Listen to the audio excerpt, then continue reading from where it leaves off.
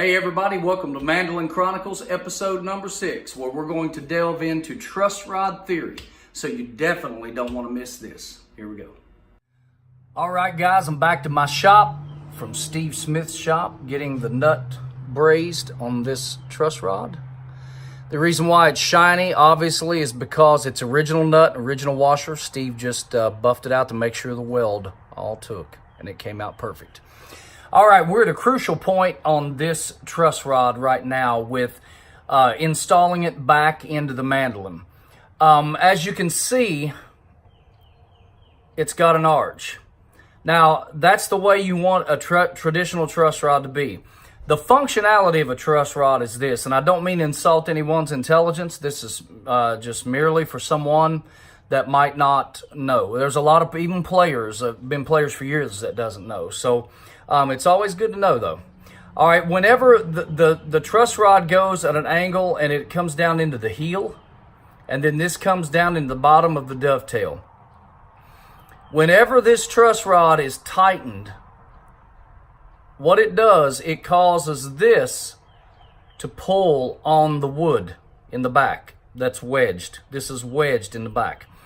All right, whenever you get this, and then this screw, this nut, also gets forced against the washer that's in the peg head face.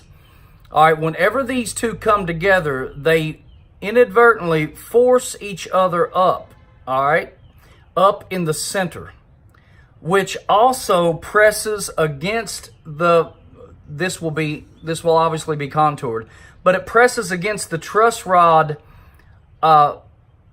spline, which whenever you have an underbow in the neck, it then levels it out. And as we know, you do a slight overbow, and then whenever you put the string pressure on it, it levels out perfectly flat. So that's the function of a truss rod.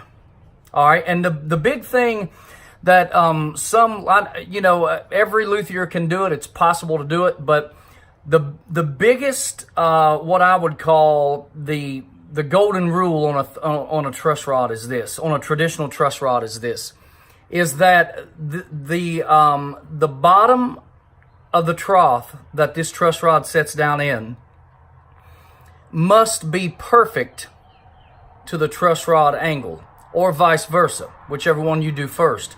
The truss rod must be perfect to the trough, or the trough to the truss rod, whichever.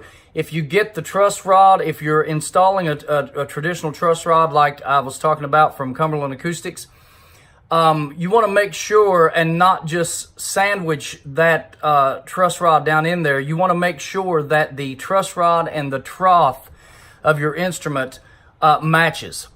And then on top of that, what is so crucial, because you don't want no gaps. You don't want no gaps, because gaps is a loss of energy.